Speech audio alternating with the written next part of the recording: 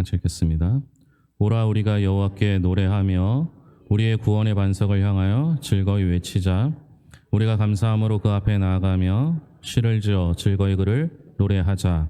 여호와는 크신 하나님이시요 모든 신들보다 크신 왕이시기 때문이로다. 땅의 깊은 곳이 그의 손 안에 있으며 산들의 높은 곳도 그의 것이로다. 바다도 그의 것이라. 그가 만드셨고 육지도 그의 손이 지으셨도다. 오라 우리가 굽혀 경배하며 우리를 지으신 여호와 앞에 무릎을 꿇자. 그는 우리의 하나님이시요 우리는 그의 기르시는 백성이며 그의 손이 돌보시는 양이기 때문이라. 너희가 오늘 그의 음성을 듣거든 너희는 무리바에서와 같이 또 광야의 마사에서 지냈던 날과 같이 너희 마음을 완악하게 하지 말지어다. 그때 너희 조상들이 내가 행한 일을 보고서도 나를 시험하고 조사하였도다. 내가 40년 동안 그 세대로 말미암아 근심하여 이르기를 그들은 마음이 미혹된 백성이라 내 길을 알지 못한다 하였도다. 그러므로 내가 노하여 맹세하기를 그들은 내 안식에 들어오지 못하리라 하였도다. 아멘. 찬양대의 찬양 있겠습니다.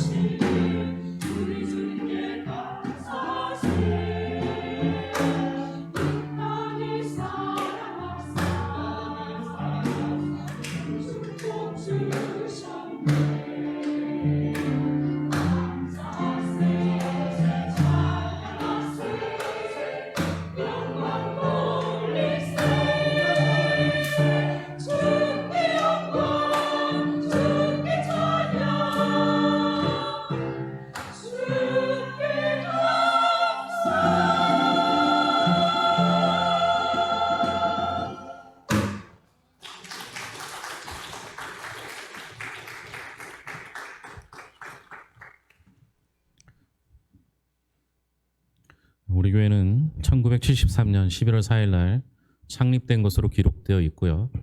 작년 임직식 때 초대 개척하신 목사님도 그렇게 말씀하셨습니다.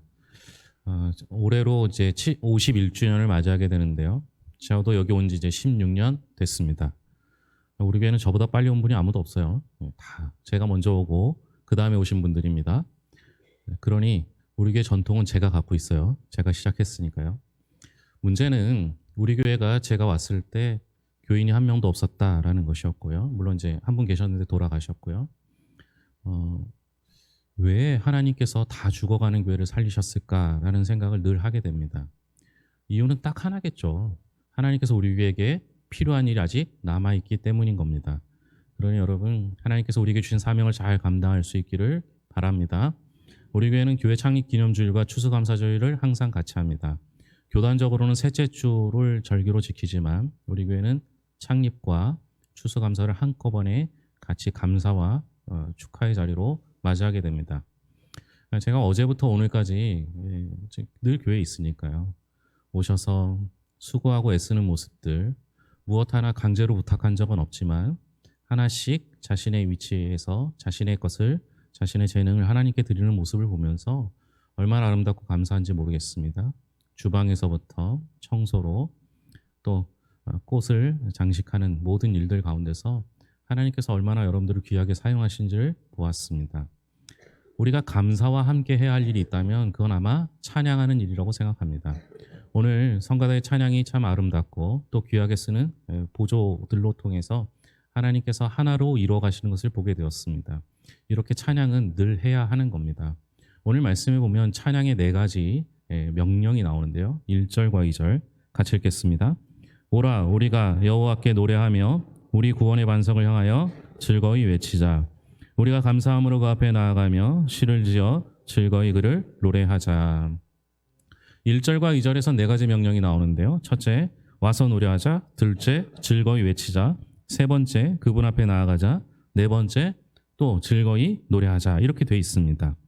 1절에도 노래하자가 등장하고 2절에도 노래하자가 등장하는데 이 두 단어는 우리 한글로는 같은 단어지만 원어적으로 좀 다른 말을 사용합니다. 1절에 나오는 원어는 라난이라는 단어를 히브리 말을 쓰는데요. 이 말은 비명이 나올 수밖에 없는 상황 속에서도 그분께 노래하라라고 합니다. 여러분, 우리가 고통 중에, 힘든 중에, 아픈 중에 노래할 수 있습니까? 하나님을 찬양하실 수 있으십니까? 쉽지 않은 일이죠. 그래서 하나님께서는 우리를 향하여 노래하라고 할 때, 특별히 어려운 상황 속에서 노래하라고 할 때는 명령어를 씁니다. 그러니까 우리가 스스로 찬양하고 우리의 기쁨으로 하나님께 영광 돌리는 건 누구든 할 수 있지만 정말 힘든 순간에도 하나님을 찬양할 수 있는 것은 하나님께서 내게 명령하셨기 때문인 거예요. 그러니 우리에게 찬양은 그저 우리의 기쁨을 노래하는 정도가 아니라 우리에게 맡겨진 사명이라 볼 수 있습니다. 문제는 우리가 그런 상황 가운데서도 하나님을 찬양할 수 있느냐라는 겁니다.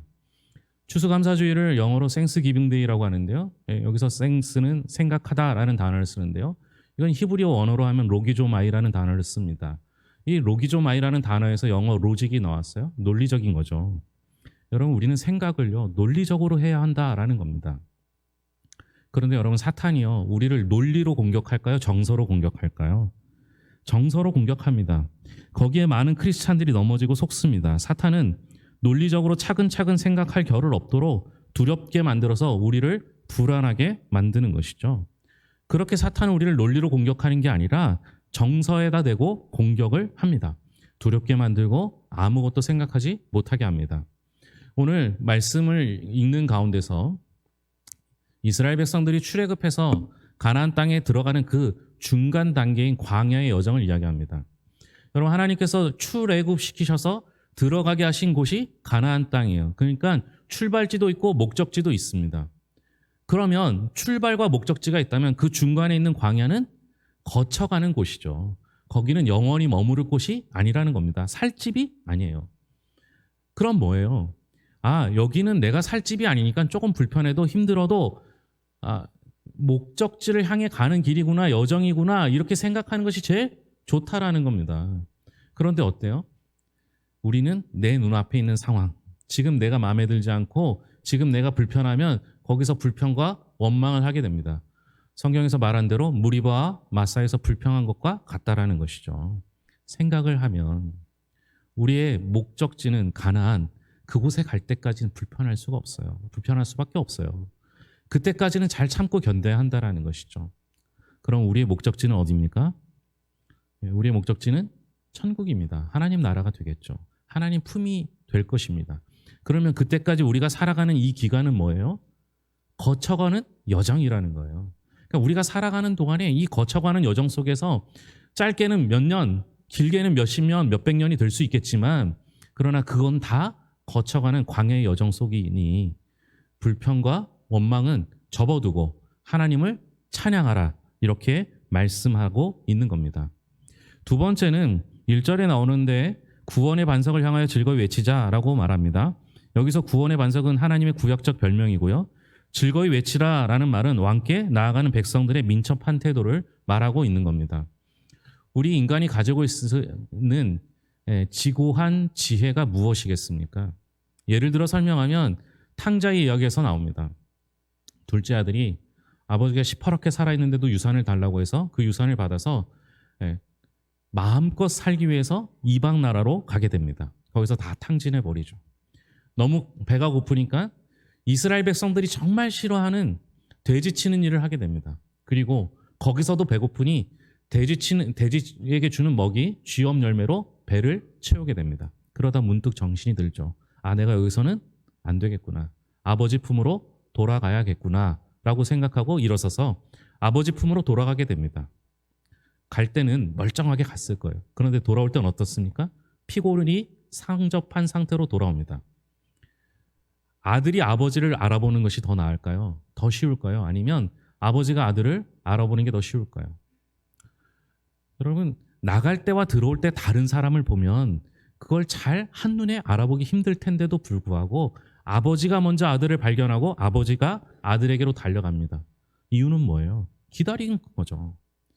기다리고 아들을 상상하며 아들의 모습을 그려보면서 기다렸기에 아들을 먼저 발견하고 그에게 달려갑니다.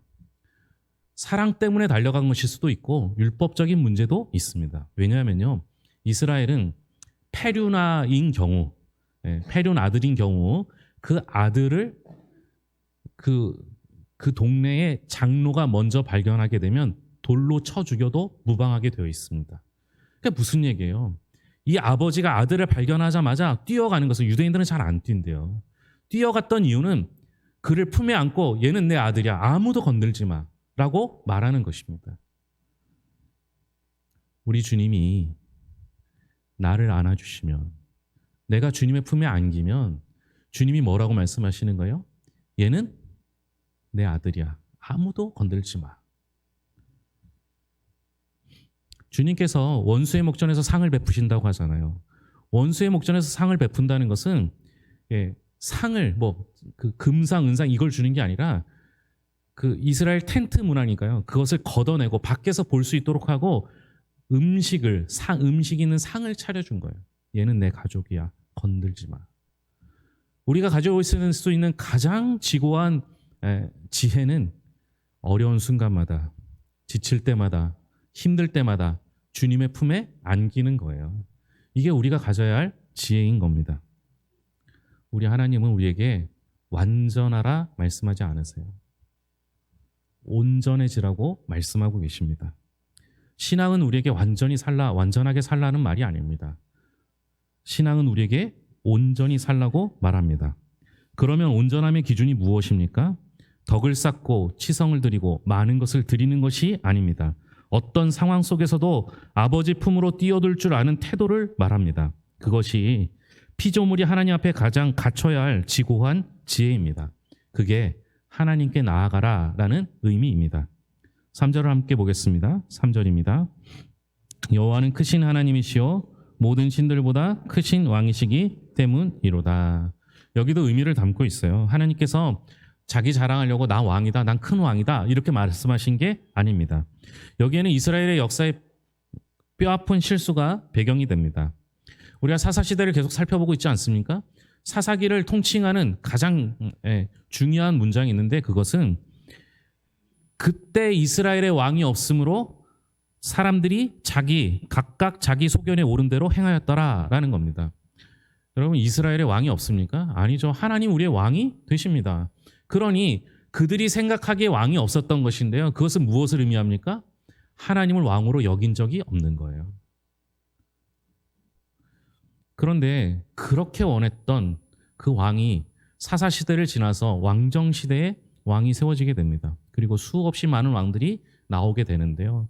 그런데 그 왕들이 나왔음에도 불구하고 나라는 둘로 갈라지고요. 나중에는 이 왕들의 학정으로 인해서 이스라엘 사람들이 얼마나 많은 고생을 당했는지 모릅니다. 그리고 결국 아수르와 바벨론에 의해서 나라가 자체가 없어지게 됩니다. 인간의 왕이 우리에게 진정한 평화를 주고 행복을 가져다 줄 거라고, 안식을 줄 거라고 믿었는데, 그렇게 생각했는데 행복과 안식과 평화를 인간의 왕은 우리에게 주지 못하는 겁니다. 결국 3절에서 얘기하신 것은 여호와는 크신 하나님이시오 모든 신들보다 크신 왕이시기 때문이로다. 너희가 그렇게 모의해서 만들어낸 왕이 너희에게 행복과 안식과 샬롬을 가져다 주지 못한다라고 설명하는 겁니다. 그럼 우리의 인생은 뭐를 향한 싸움입니까? 11절 같이 읽겠습니다. 그러므로 내가 노하여 맹세하기를 그들은 내 안식에 들어오지 못하리라 하였도다. 인류는 에덴 동산에서 안식을 잊어버렸습니다. 죄로 인해서 안식이 사라졌죠. 이제 우리가 살아가는 인생길은 그 안식을 향한 여정이에요. 그 안식을 찾아가는 여정이어야 합니다. 우리도 결국은 뭘 찾아 그렇게 고생합니까? 안식을 찾아 고생하는 겁니다. 그런데 신약 성경에 보면 예수님께서 스스로 말씀하시기를 나는 안식일의 주인이다 라고 말씀하셨습니다. 오늘 감사절을 지내고 교회 창립 기념주일을 보내는 우리에게 필요한 것이 있다면 우리의 인생의 바른 길을 찾는 거예요. 그런데 그 길은 예수님의 품 안에 정박될 때 그 품 안에서 안식이 완성되는 겁니다. 다른 데 찾아도 없어요. 안식은 오로지 예수님 안에 있음을 기억하고 참된 안식을 얻을 수 있기 바랍니다. 오늘 그 아멘이 우리의 믿음이 아멘으로 기결되는 정도가 아니라 우리의 삶 속에서 그 아멘이 실현될 수 있기를 주님의 이름으로 축복합니다. 기도하겠습니다. 하나님 아버지 감사합니다. 절망 중에도 궁핍 중에도 감사하라 명하셨사오니 그렇게 이루어 주실 하나님을 신뢰하며 삐그덕거리고 힘겹고 비참하고 어려운 나그네 길 속에서도 우리 입술에 주님을 향한 노래가 멈추지 않도록 감사의 고백이 식어지지 않도록 이끌어 주시옵소서. 하나님께서 우리 성도들을 여기까지 걸음걸음 인도하셨음을 믿고 감사를 드립니다. 영광을 받으시고 오늘 예배를 통해서 터쳐질 감사의 고백들이 모여져 하나님의 마음을 시원케 하는 축제가 될 수 있기를 바라며 모든 것을 예수님의 이름으로 기도합니다. 아멘.